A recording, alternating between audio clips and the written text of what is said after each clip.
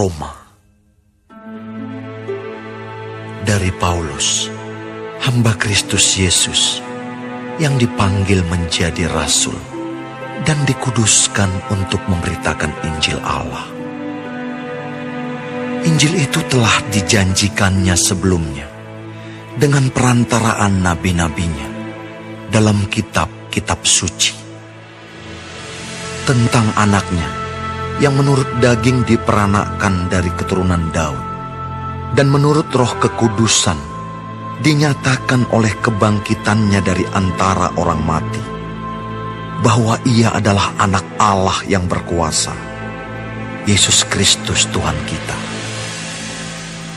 Dengan perantaraannya, kami menerima kasih karunia dan jabatan rasul untuk menuntun semua bangsa, supaya mereka percaya dan taat kepada namanya.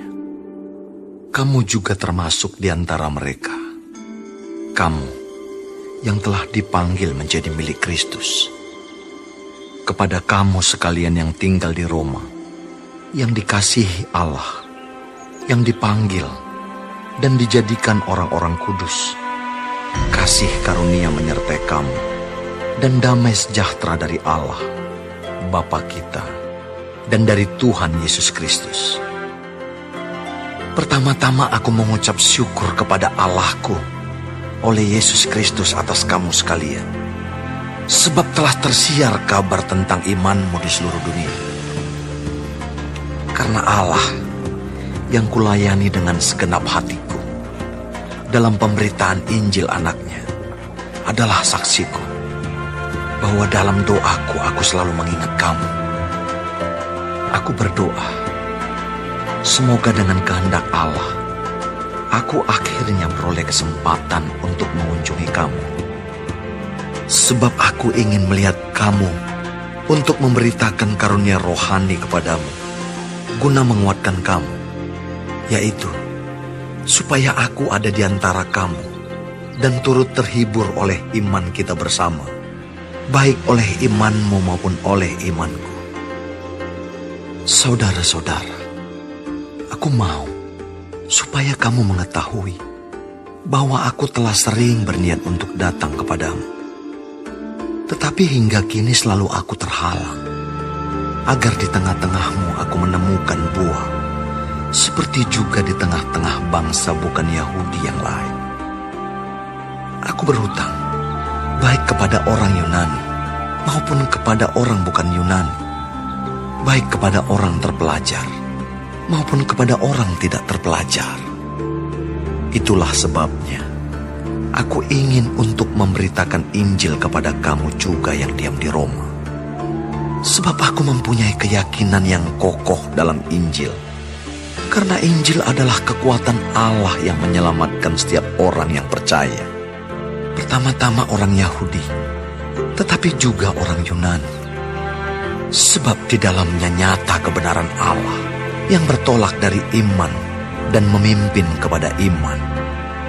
Seperti ada tertulis, orang benar akan hidup oleh iman.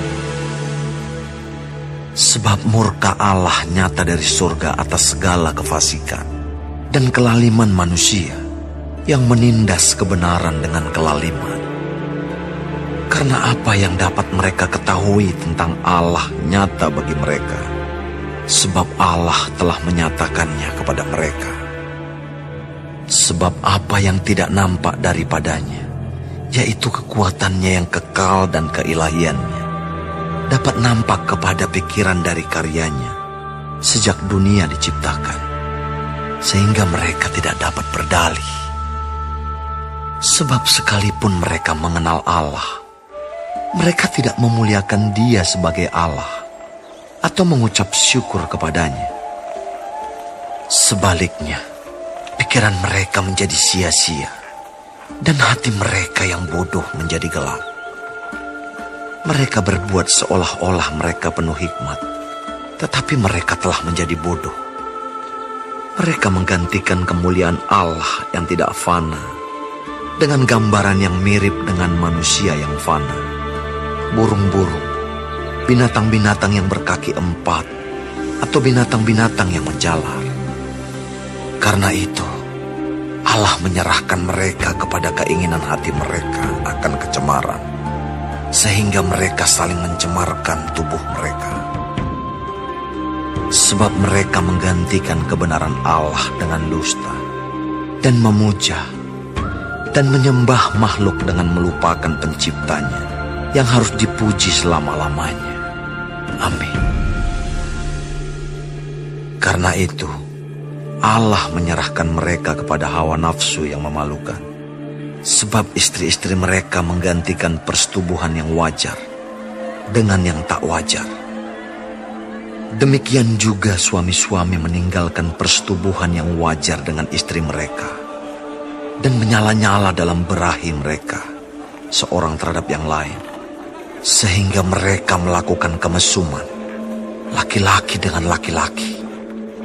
Dan karena itu, mereka menerima dalam diri mereka balasan yang setimpal untuk kesesatan mereka.